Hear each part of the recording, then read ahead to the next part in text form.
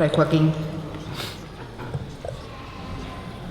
Buenos a mediodía a todos. Dado que ya han dicho lo que tenía que decir, pues una cosa que me ahorro. Fray Miguel viene nacido en Plasencia en el año 1965, hacemos los cálculos, o ha cumplido los 52 o está para cumplirlos, pero anda por los 52. Hizo su primera profesión el 1 de octubre de 1985 dentro de la Orden Carmelita. En el año 89 la profesión solemne y en el año 90, 23 de junio, por lo tanto dentro de 6 días, aniversario de su ordenación sacerdotal.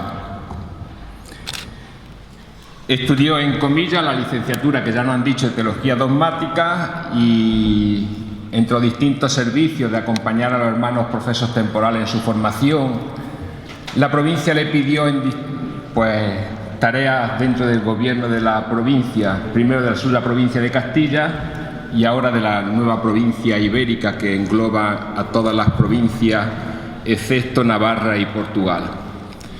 Ministro provincial de 2009 a 2015 en su antigua provincia, 2014, y de 2014 a 2017 provincial de esa nueva provincia. Y este año que han tenido capítulos, pues él ha dicho: yo quiero seguir, y le han dicho: pues adelante. Bueno, pues tiene diversos artículos y libros publicados. En concreto, según la chuleta que me han pasado, Hacia dónde mirar, espiritualidad de la vida cotidiana, Amar, de 2002, Amar no es acertar, espiritualidad para náufragos, 2005. Estos dos libros sí los tienen en la tienda de la librería de Diocesana. O A la puerta de la cueva, experiencia de Dios a la intemperie, 2006, y también otro sobre el Magnífica, al menos. Yo no tengo que hablar porque a quien hay que escuchar es a él. Yo le mediré el tiempo para decirle abrevia que se hace de noche y adelante. Pues gracias, Joaquín, y gracias ¿verdad?, a todos los que estáis aquí, a Miguel Ángel por su perseverancia en buscarme, en insistirme, y a todos vosotros, ¿verdad?, a mi hermano, señor obispo y paisano, y a todos vosotros. Doy gracias por estar en mi tierra. ¿Y por qué un carmelita? ¿Qué pinta un carmelita aquí con este título? Pertenezco a una familia religiosa fundada hace 4 siglos y medio y vengo tal vez también buscando con vosotros mis propias fuentes, mi propia raíz, mi hogar, mi unidad interior. Estoy aquí, entre otras cosas, porque soy hijo de Teresa de Jesús y de Juan de la Cruz, 2 hijos fieles de la Iglesia, buscadores apasionados de la verdad, de la unión, de la fuente viva, en medio de la noche. El título me parece un título apasionante, un título precioso, un título muy candente: espiritualidad eclesial de la unidad. Buscamos la unidad y buscamos la verdad. Dice mi padre general que cuando las personas no saben a dónde van, pero se encuentran para buscar la verdad, sin buscarse a sí mismas, por algún lado se hace la luz. Las 3 palabras del título hablan de unidad. La espiritualidad, cuando es verdadera, unifica, crea comunión, crea humanidad y está enraizada en un Dios que es Trinidad, que es familia. La Iglesia es comunión, es Eucaristía, es hogar, es reunión, es acogida, es integración. La unidad es nuestra vocación, que orienta todas nuestras dispersiones personales, comunitarias, eclesiales. Y todo porque el Espíritu es aquel que nos une en la raíz. Y por eso le invocamos, le pedimos en este momento. Hacemos un instante de silencio, unos segundos de silencio. Le pedimos al Espíritu que se haga presente, que sople, que nos conceda aquello que en este momento más necesitamos. Unos segunditos, así como conectando desde la raíz, en este silencio. Acogemos al Dios que quiere pasar, que quiere regalarnos su gracia, su paz.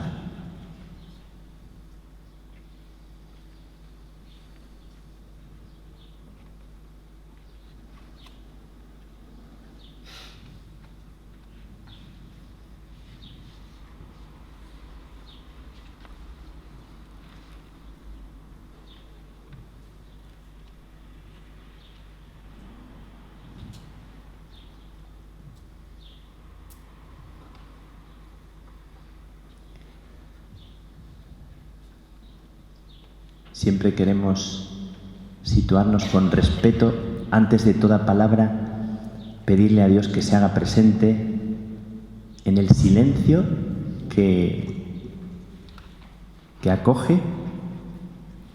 Nosotros buscamos cómo descubrir la verdadera espiritualidad en nuestra Iglesia y ponemos un interrogante. El interrogante es: ¿qué espiritualidad, qué Iglesia, qué unidad es la que buscamos?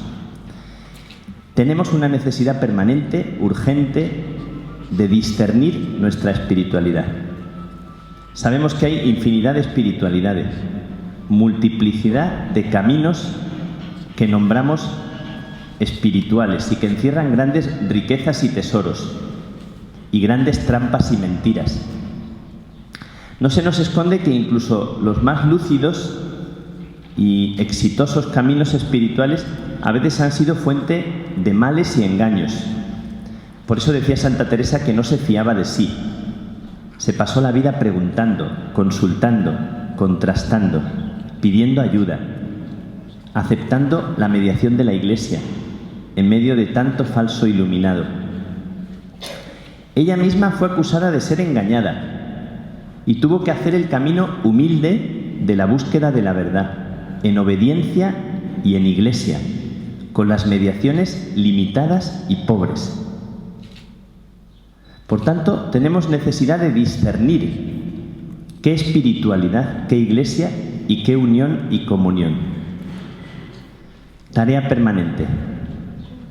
Y señalamos al principio un pecado universal, muy frecuente, la convicción de que poseemos la verdad, la ceguera ilustrada que nos lleva a pensar que mi verdad es la verdad, que lo que yo veo es tal como lo veo, sin reconocer que yo no poseo la verdad.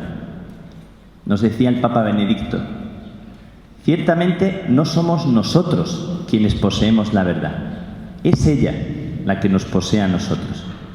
Cristo es la verdad, nos ha tomado de la mano y sabemos que nos tiene firmemente de su mano en el camino de nuestra búsqueda apasionada del conocimiento. Dijo en el último discurso a la Curia Vaticana el 21 de diciembre de 2012: la humildad, la búsqueda de la verdad, la comunión se conjugan juntas en la verdadera espiritualidad.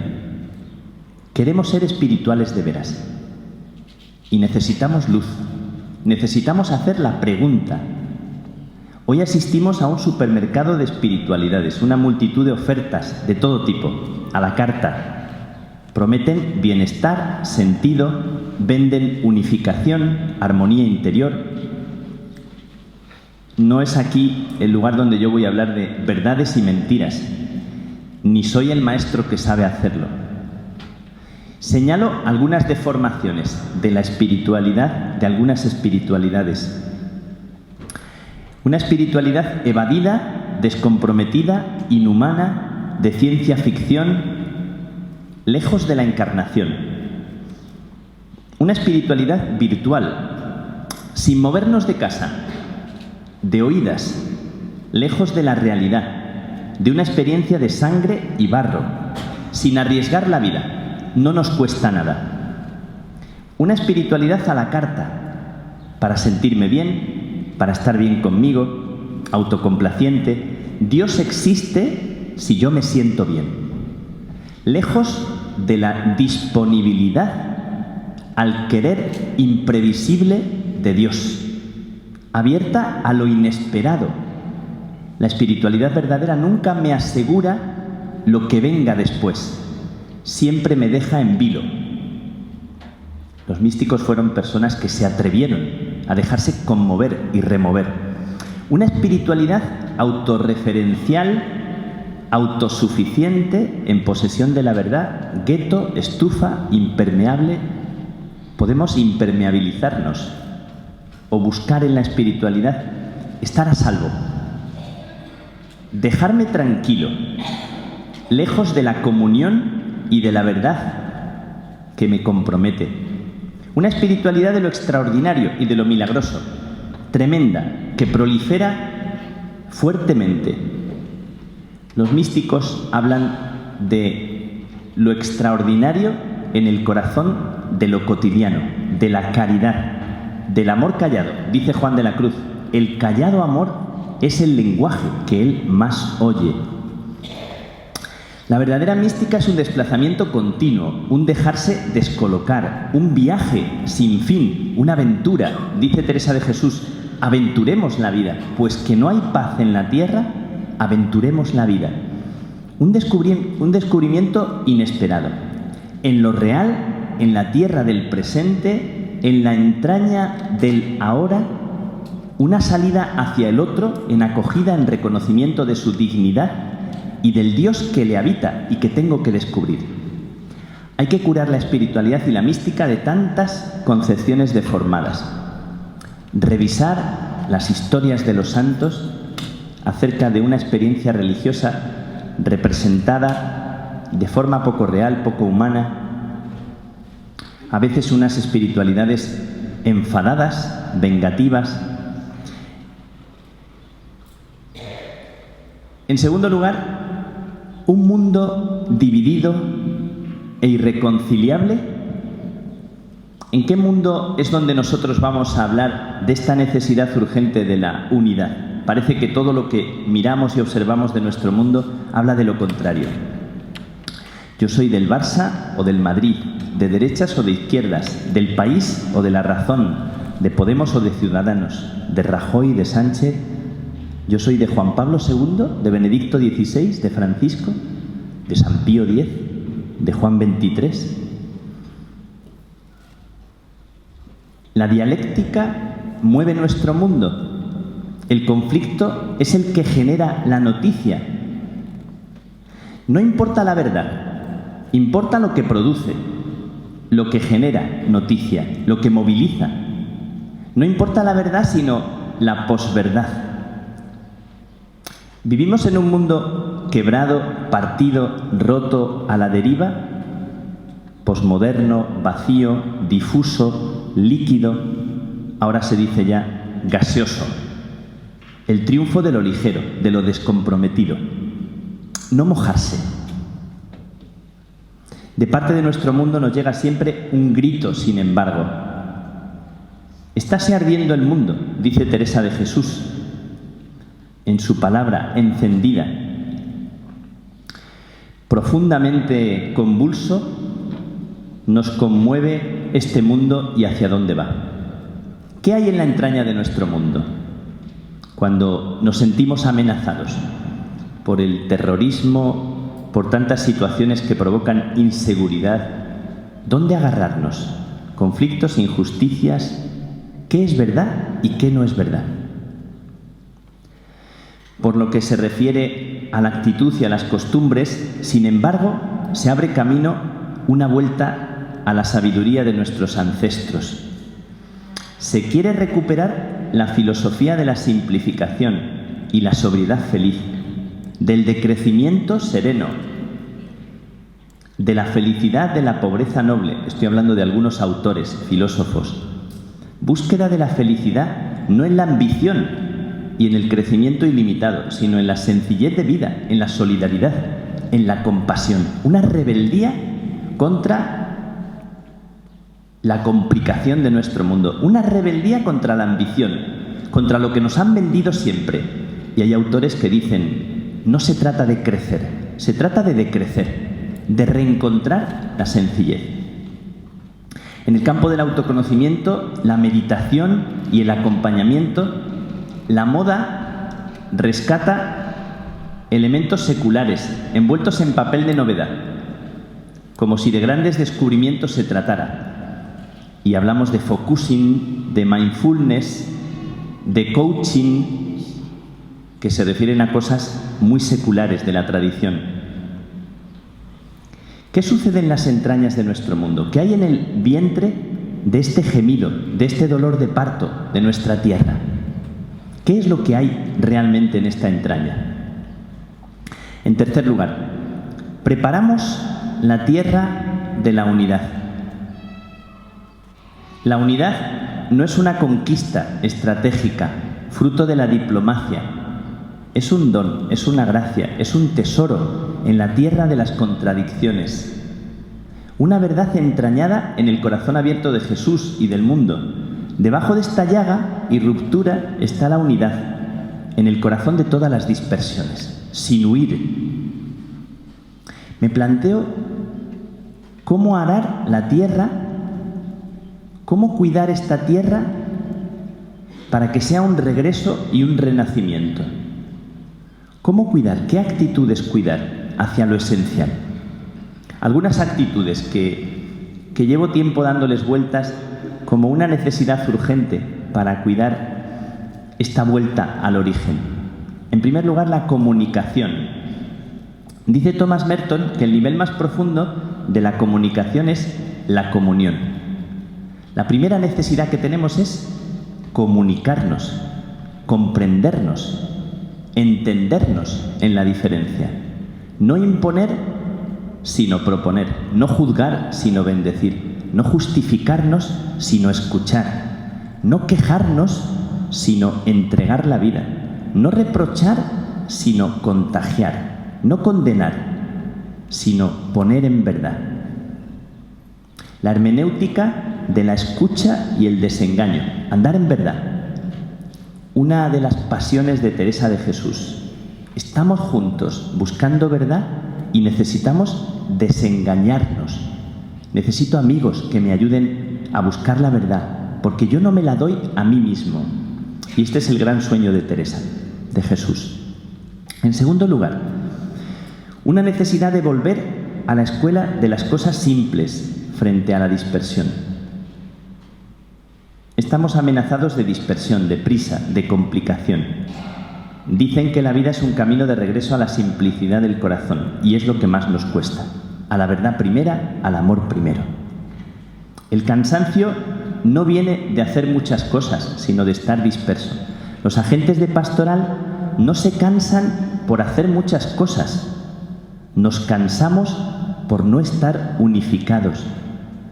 Nos cansa esta división, esta falta de un amor que nos quiere encontrar. La máxima sabiduría y santidad en todas las escuelas místicas coincide con la máxima simplicidad y llaneza. El sabio es el que ha encontrado la simplicidad, ha unificado su mirada. En tercer lugar, aprender de nuevo. El verdadero sabio toda la vida es un principiante, se pasa la vida aprendiendo. ¿En qué se nota que una persona es sabia? Que siempre está disponible para aprender.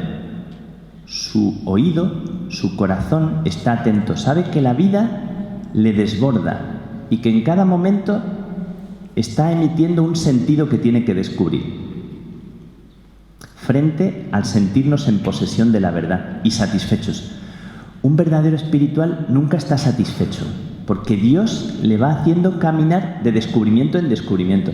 Y porque Dios, una idea tan bonita, se está siempre dando a luz a sí mismo. Y por eso quien camina pegado a Él está siempre en actitud de asombro. El asombro es una actitud de sabiduría. Necesitamos, decía Teresa de Jesús, bajar al valle de la humildad. En la contemplación todos somos recién nacidos. Y dice el Evangelio, no sabemos orar como conviene. Estamos aprendiendo en cada momento. En cuarto lugar, hay muchas palabras, mucho discurso, hay mucho conocimiento y nos falta descubrir una palabra. Mi palabra. ¿Cómo Dios nombra mi vida en este momento? ¿Qué dice su mirada de mí? Eso es lo que hace verdad. Y cada vez que nos ponemos en oración, nos ponemos ante un Dios que está diciendo verdad y novedad de mí. Su mirada en cada momento es una mirada que me nombra, y me nombra con matices nuevos. No estoy definitivamente cerrado ni hecho. Yo no sé quién soy. Él dice quién soy en cada momento. Esta es mi vocación. Mi vocación la redescubro en cada momento en una palabra que Él pronuncia y me abre, me descoloca, me resitúa cada mañana de la vida. En quinto lugar, dentro de estas actitudes para cuidar y arar la tierra, que puede conducir a la unidad. En quinto lugar, necesitamos recuperar una calidad de vida.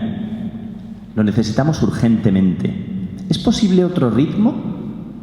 ¿Es posible en medio de todo lo que tenemos, sin huir a la ermita, aunque pasemos temporadas en la ermita?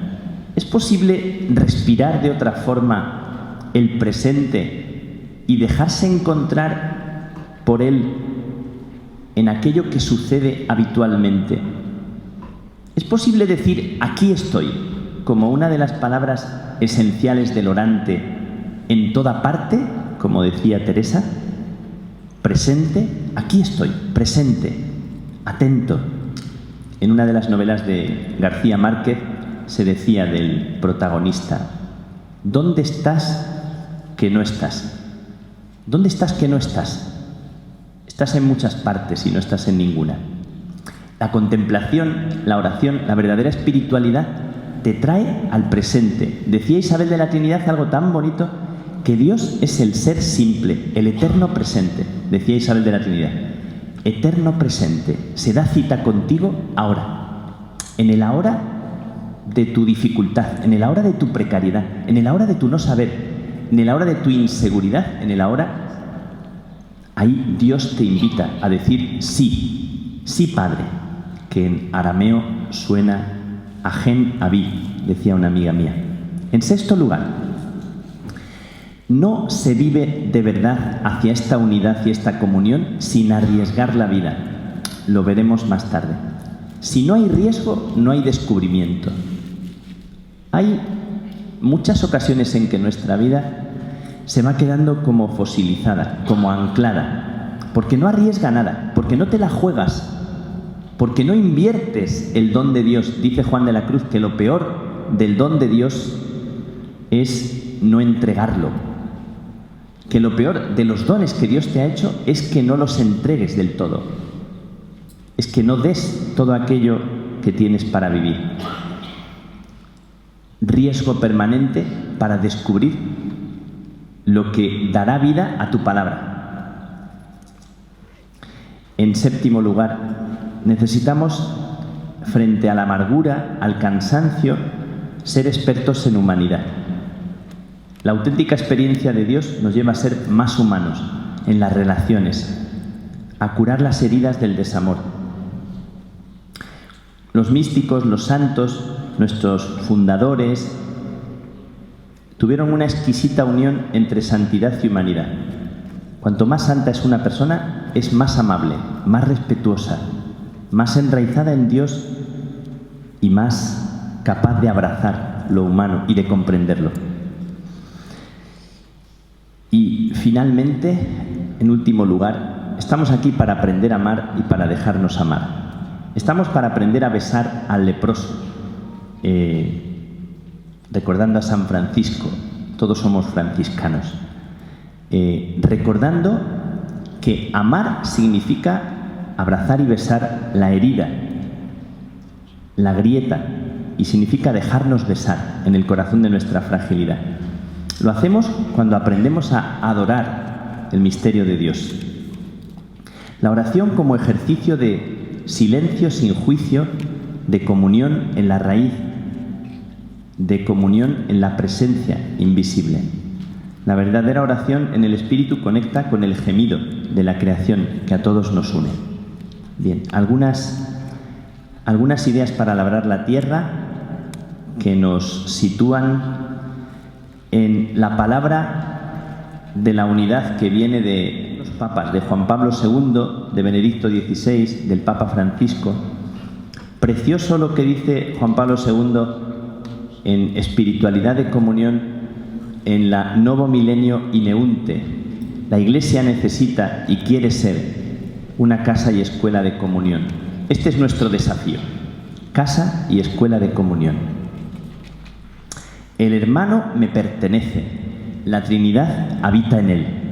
Necesito descubrir que es mío, que es mi hermano porque Dios habita en él.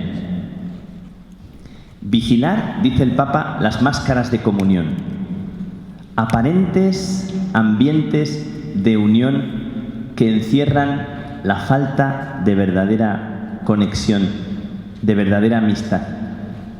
Es sorprendente lo difícil que resulta convivir en fraternidad, crecer en comunión en la diferencia. Es sorprendente ver cómo tantos grupos, tantas comunidades de todo tipo tienen que hacer un largo camino de reconstrucción, de volver a reconciliarse. El Papa habla de competitividad, de ganas de hacer carrera, de desconfianza, de envidias. Es sorprendente cómo cualquier grupo cristiano, cualquier comunidad, me toca visitar muchas comunidades de contemplativas, mañana salgo para compartir con contemplativas en América, lo difícil que resulta convivir. Es uno de los retos de la vida religiosa, de la vida cristiana, de nuestra vida en familia también. Y por eso el Papa nos invita a vigilar las máscaras de comunión. Un reto también para las relaciones entre nosotros, entre obispos, presbíteros, diáconos, entre los pastores y todo el pueblo de Dios. Cuidar las relaciones a todos los niveles en la Iglesia, restaurar la confianza, tratarnos de frente, hablarnos con limpieza, con sinceridad, escucharnos de verdad, valorarnos, estimar, conocer al otro. Esto es señal de verdadera espiritualidad. Acoger y asumir las distintas vocaciones, las legítimas diversidades, no buscar la uniformidad, saber acoger la riqueza que hay en lo otro, en lo diferente. Dice el Papa, y sabemos que este es el camino. Y saber entrar en la entraña de las distintas vocaciones como una riqueza para mí. No se valora lo propio si no acoges lo del otro, lo diferente. El Papa habla también de la necesidad de abrir esta unidad, esta vocación a la comunión por la caridad y la solidaridad, conjugar el nosotros. El Papa Benedicto XVI también, en el último discurso que he mencionado, 21 de diciembre, si podéis rescatar, es un discurso precioso sobre el diálogo. ¿Qué características tiene que tener el verdadero diálogo? El diálogo no se dirige a la conversión del otro, a convencerle, sino más bien a la comprensión. En conformidad con esto, en el diálogo ambas partes permanecen conscientemente en su propia identidad, que no ponen en cuestión, ni para ellas ni para los otros. El diálogo no trata de convencer, trata de comprender. Cuando el hombre está en disponibilidad dócil para la cercanía de Dios, cuando está interiormente en búsqueda y en camino, entonces se dispone para un verdadero diálogo. Entrar en comunión itinerante, la comunión itinerante de los catecúmenos. Y el Papa Francisco, he recogido algunas ideas que hablan de esta necesidad de unificar, de unión, de comunión. El Papa Francisco sorprende con esta especie de imparcialidad o de parcialidad frente a todos en sus planteamientos, desideologizando, desmitificando idealismos de partido. Dice cribar prejuicios viscerales. Habla de neopelagianismo autorreferencial, de subjetivismo, estilo católico propio del pasado, narcisista y autoritario. Habla también del cuidado ostentoso de la liturgia, de la doctrina, del prestigio de la Iglesia, sin preocupación por la inserción del Evangelio. Hay como, por ejemplo, en Evangelii Gaudium, como una superación, ni comunismo, ni capitalismo, ni dictaduras de izquierda, ni de derechas, ni tradicionalismo ultraconservador, ni progresismo liberal. La Iglesia, ¿dónde se sitúa? ¿En qué clase de comunión? ¿Cómo entrar en la entraña de lo esencial? ¿En qué nos va la vida? Entre las carmelitas descalzas había como dos líneas muy marcadas. Dolorosa ruptura se produjo en los años 90 y siempre la gente habla de las monjas, las carmelitas del 90 y del 91. ¿Quiénes son las auténticas? ¿Quiénes son las las más verdaderas. Y le preguntamos al Papa, ¿qué opina el Papa de las monjas? Y el Papa nos habló de santidad y nos habló de maternidad espiritual. Nos dijo que no importa el 90 o el 91, importa dónde está el corazón y la entrega de la vida. Bien, después de esta palabra de los papas rica, que nos resitúa más allá de las ideologías, quiero deciros una palabra sobre la teología del Magnificat, que es una teología de los tiempos nuevos, superadora de la lucha de clases. En este mundo quebrado, oprimido, roto, una mujer indefensa canta la victoria de Dios. Decía Juliana de Norwich, todo acabará bien. En medio de esta sociedad en conflicto, en medio del lamento, de la muerte, una mujer levanta la voz con un canto desafiante de esperanza, porque Dios salva, y su canto es verdad, y dice verdad, en la entraña de este mundo tan dividido, porque María canta la salvación de Dios. Es el tema fundamental del Evangelio de Lucas. Más allá de interpretaciones revolucionarias, el Magnificat no encierra la venganza. Todos los personajes que aparecen, incluso los soberbios, los poderosos y los ricos, son puestos en la dirección de su salvación. No hay resentimiento ni hay venganza. ¿Cómo interpretar? Algunos han interpretado el Magnificat dentro del marxismo como lucha de clases. Lo que encierra el Magnificat es una preciosa invitación a la salvación. ¿Qué es lo mejor que le puede pasar al soberbio? Que su seguridad sea dispersada, que se disuelva la mentira en la que vive y experimente su verdad. ¿Qué es lo mejor que le puede pasar al poderoso? Que le derriben de la silla de su prepotencia para sentarse en el suelo de la humildad y la necesidad. ¿Qué es lo mejor que le puede pasar a un rico?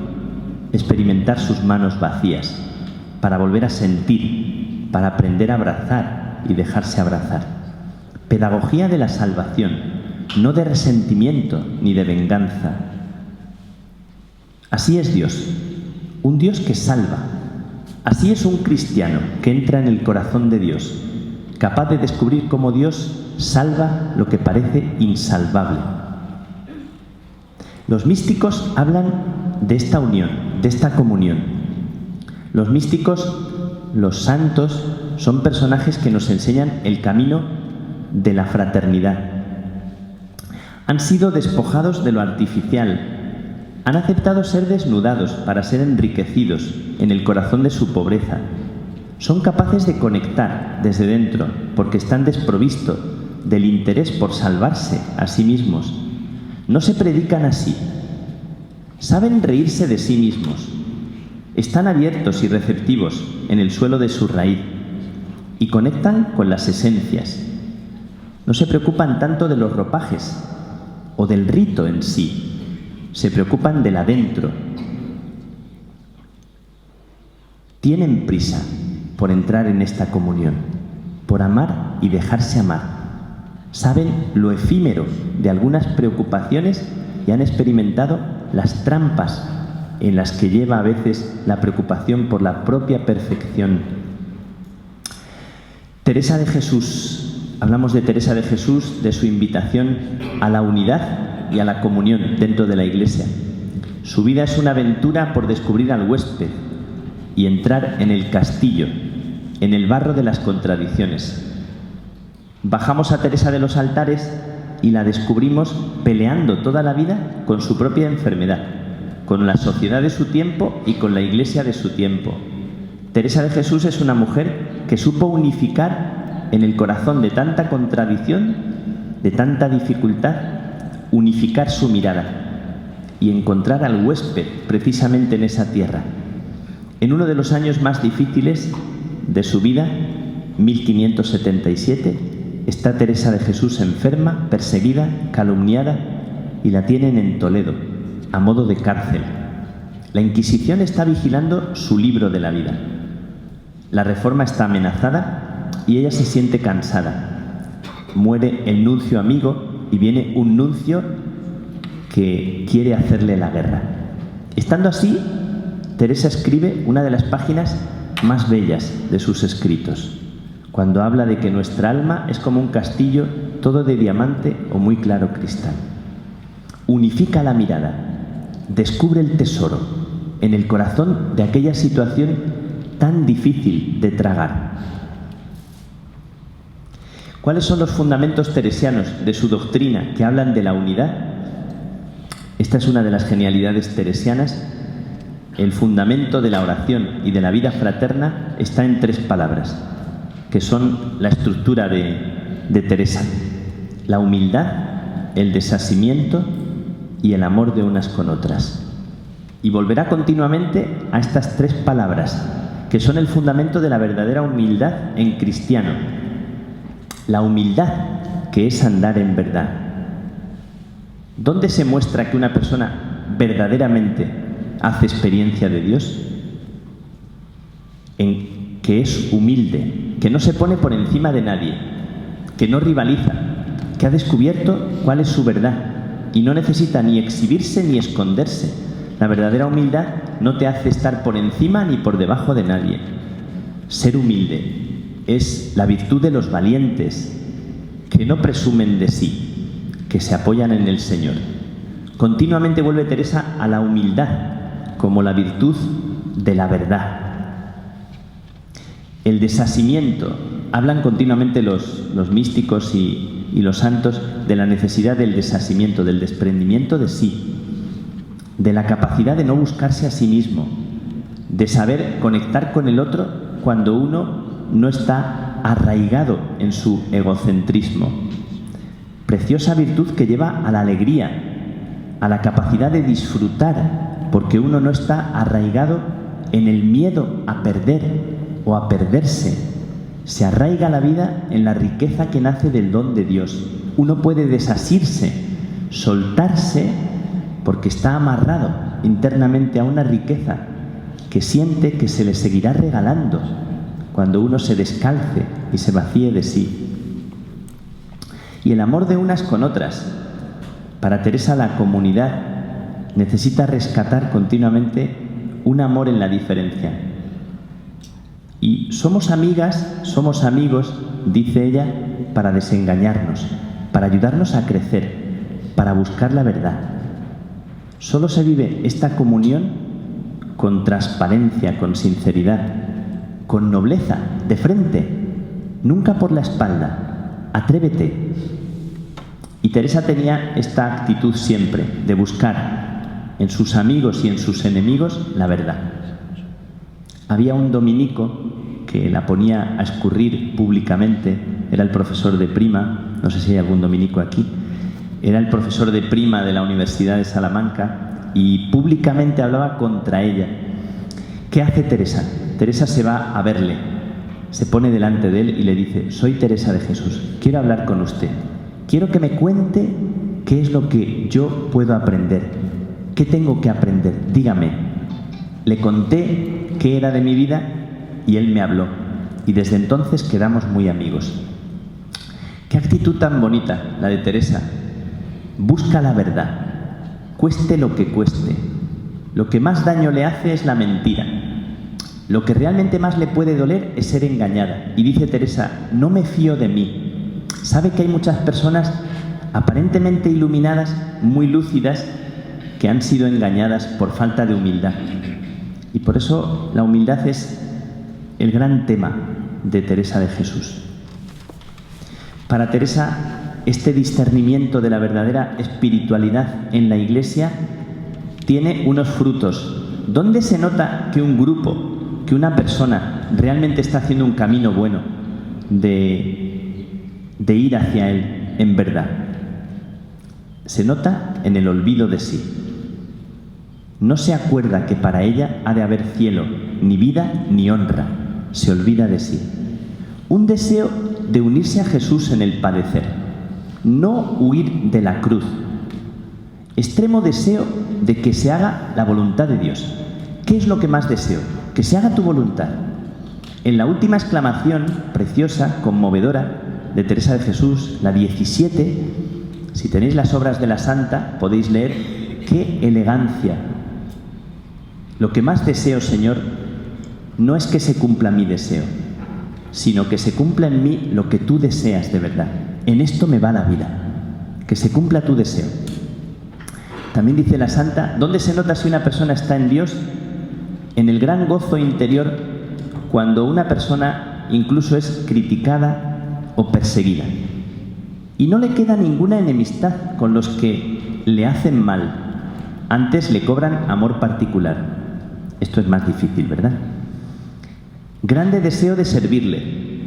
Su gloria es si pueden ayudar al crucificado. Señor, ¿en qué te puedo servir?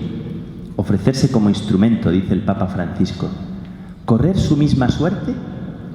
Queremos unirnos a Él en correr su misma suerte. No deseo de gustos y regalos, desasimiento grande de todo. De esto sirve el matrimonio espiritual, de que nazcan obras en las que la persona se entrega. Son algunos criterios de este discernimiento que hace Teresa en la búsqueda de la verdadera familia, de la verdadera unión. Queremos mencionar también a una mujer que unificó su vida y que vivió la comunión en la Iglesia en medio de situaciones tan difíciles, Teresa del Niño Jesús. Un maravilloso ejemplo de universalidad, de vocación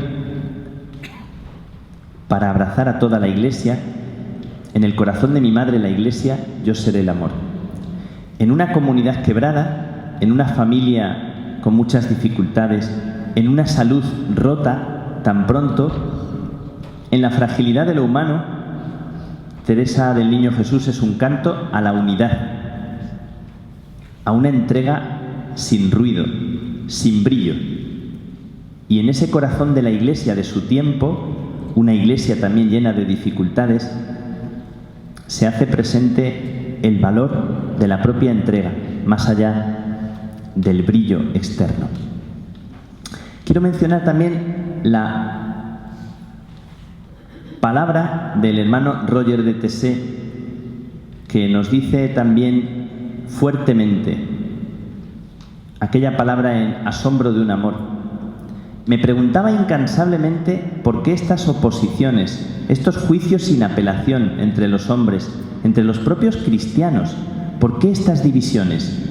Y me interrogaba, ¿existe en nuestra tierra un camino para lograr comprenderlo todo del otro? Este camino existe. Empieza por ti mismo. Comprométete, tú mismo, a comprenderlo todo de todo hombre. Aquel día tuve la convicción de que la resolución tomada duraría hasta la muerte. Se trataba nada menos que de volver y seguir volviendo la vida entera a esta resolución, sin retorno. Procurar comprenderlo todo, más que tratar de ser comprendido.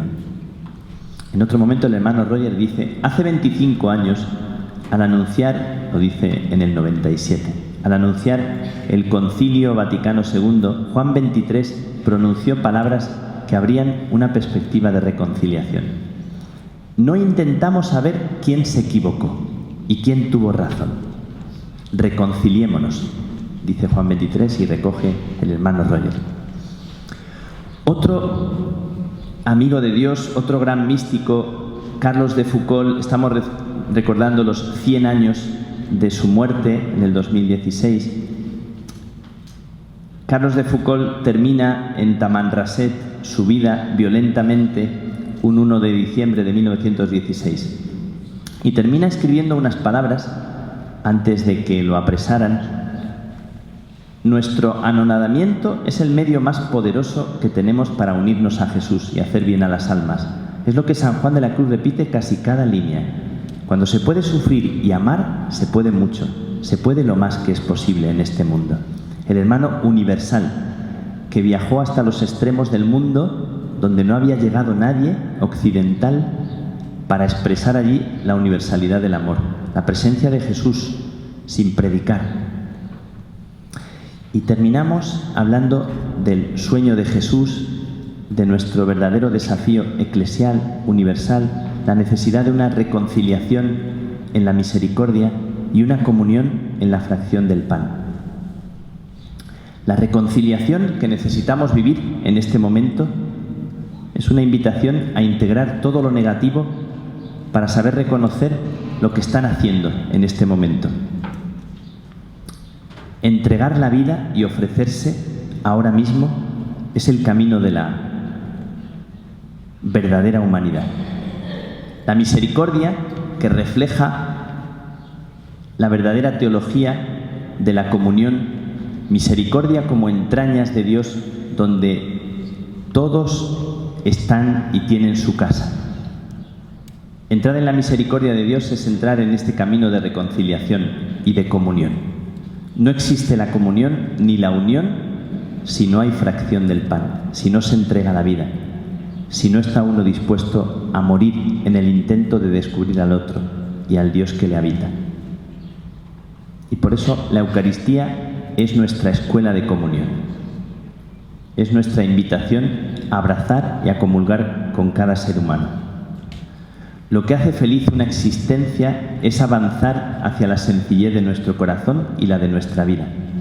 Para que una vida sea hermosa, no es indispensable tener capacidades extraordinarias o grandes facilidades. Hay una felicidad en el humilde don de la persona. Cuando la sencillez está íntimamente asociada a la bondad del corazón, incluso personas sin recursos pueden crear un espacio de esperanza en su entorno.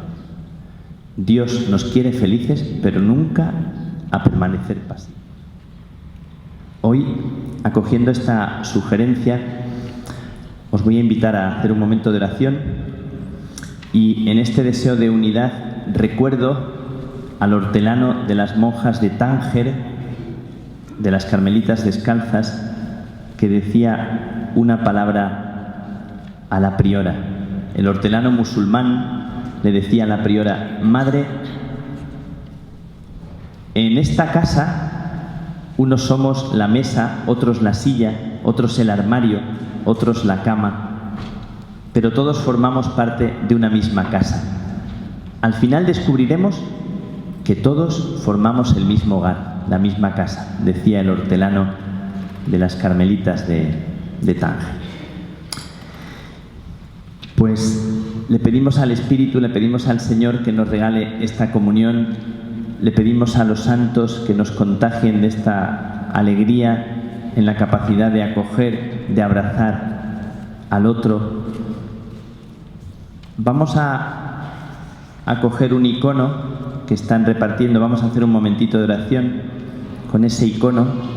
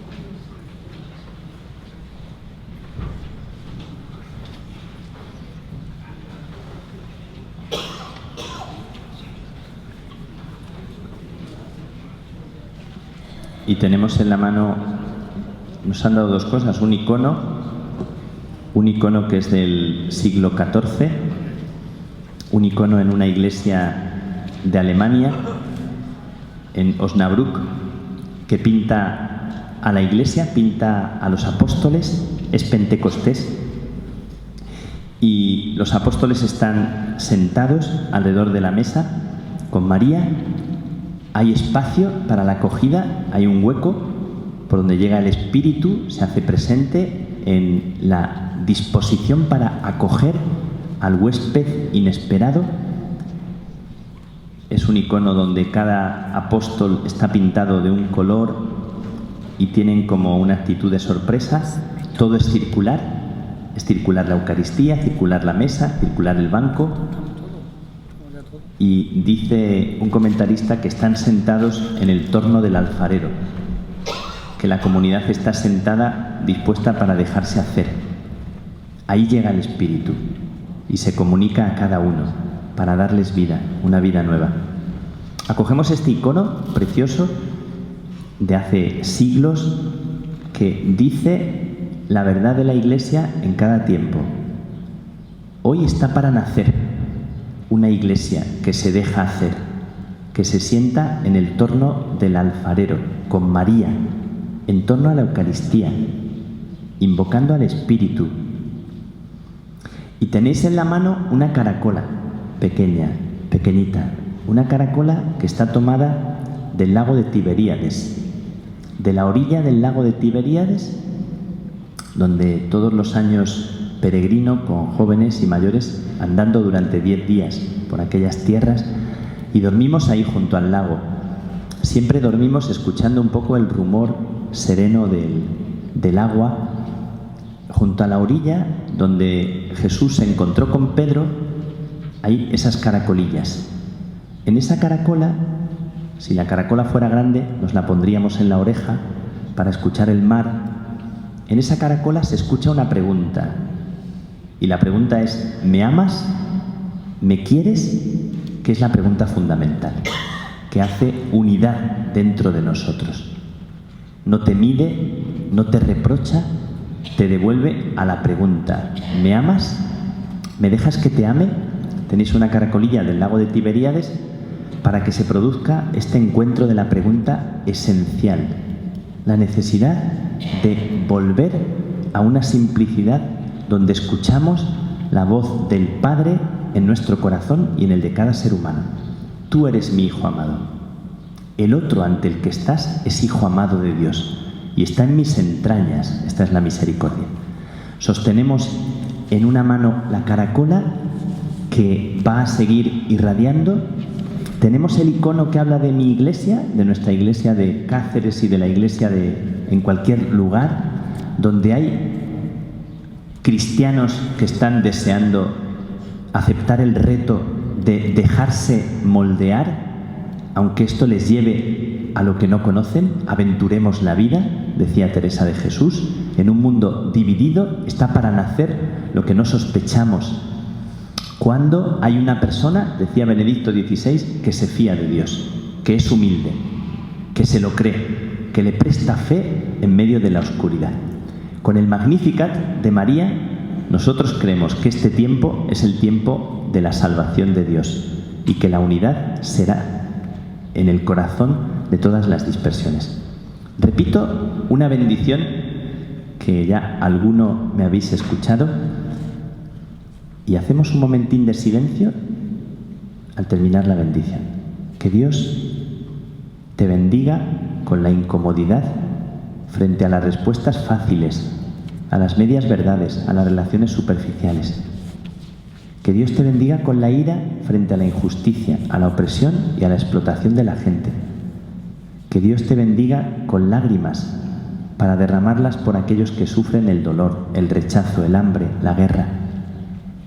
Para que seas capaz de estar a su lado, en el dolor y en la alegría. Que Dios te bendiga con la suficiente locura para creer que Él puede hacer en este mundo lo que no imaginas con tu pobreza, para que creas que Dios puede lo que otros proclaman imposible. Que Dios te bendiga con la noche para que te abras a una luz mayor, a una verdad que tienes que descubrir todavía, para que te haga entrar en comunión con la noche de los que ahora no ven, para que descubras mi mirada, que siempre ha estado ahí y siempre estará. Que Dios te bendiga con la soledad y el abandono, para que empieces por fin a darte cuenta de quién eres y de quién son los demás, para que te descubras en tu desnuda verdad y aprendas a amar. Que Dios te bendiga con el cansancio, sí, con el cansancio, para que por fin descanses de ti mismo y de pretender lograr, para que no trates de agradar a los demás, para que aprendas a respirar, a estrenar, para que Dios descanse en ti y contigo, ahora, sin esperar a mañana. Que Dios te bendiga con la pobreza, la desnudez y el vacío. Sí, he dicho bien, con la pobreza, la desnudez y el vacío, que te asusta, para que gustes la verdadera riqueza, el don inapreciable, y te dejes arropar y evangelizar por los pobres. Señor, bendícenos, a nosotros, a todos, hermanas y hermanos, con lo que tú sabes más falta nos hace, con la comunión de verdad, con lo que tú más necesitas de nosotros. Bendícenos, Señor, como a ti te place, como tú deseas, como te dé la gana. Hacemos un momentín de silencio, unos segunditos, y así nos ponemos en la presencia del Señor.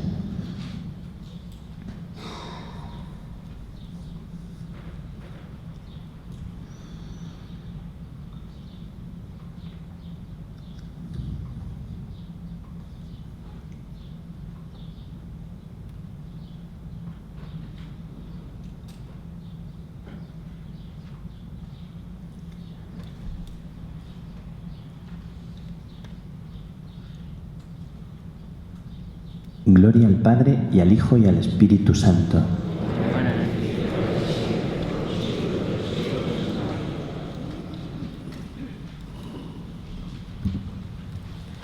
Ahora ponía el guión, aplausos, se le saca a hombro y todo lo demás. Vamos.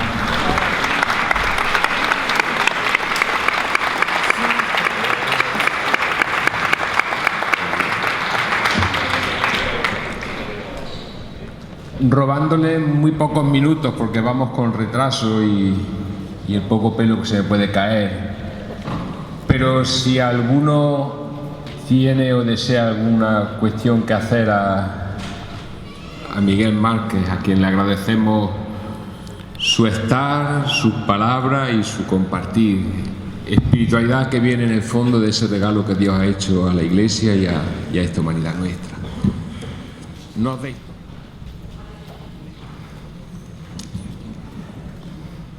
Yo creo que esto, lo inmediatamente que me sale, tiene que ver con la escucha de los que tienes alrededor, ¿no? Que yo creo que puedo entorpecer la acción del Espíritu si no estoy abierto también a la comunicación con los que tengo alrededor, a la escucha verdadera de lo que ellos me devuelven.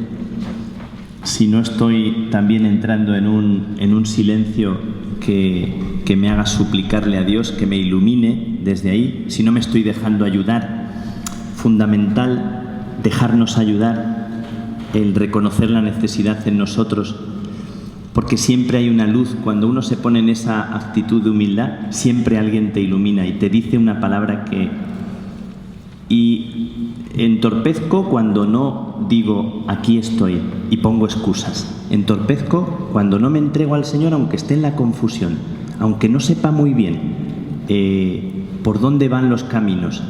Cuando digo, Señor, con esta torpeza y en esta noche, aquí me tienes, tú iluminarás, ¿no?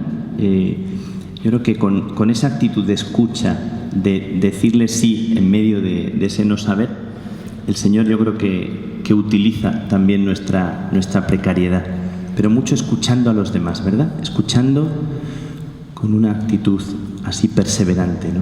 Me parece a mí, es lo que yo ahora mismo, si tuviera que encajar tu pregunta en lo que yo ahora vivo, es también no saber muy bien, pero escucho a mis hermanos y siempre iluminan. Y sobre todo me dejo mucho iluminar de la sorpresa de lo que llega, atento, ¿no? Como si el Señor estuviera haciendo guiños en lo que viene y en la gente que no esperas, ¿no? Es increíble cómo se ilumina la vida en lo inesperado de cada día, ¿verdad? Cuando uno está así, como un pobre que mendiga eso. Y en la palabra de Dios, precioso como cada día cuando uno está así, se iluminan cosas sorprendentes, sí. Me parece, ¿no? Ni nada de eso, pero a mi derecha han puesto un regalo para ti, con una ventaja que no tienes ni que papel para desenvolverlo. Ese regalo es el icono conmemorativo del 14º Sínodo Diocesano y el libro Con Cristo, Senda de Luz.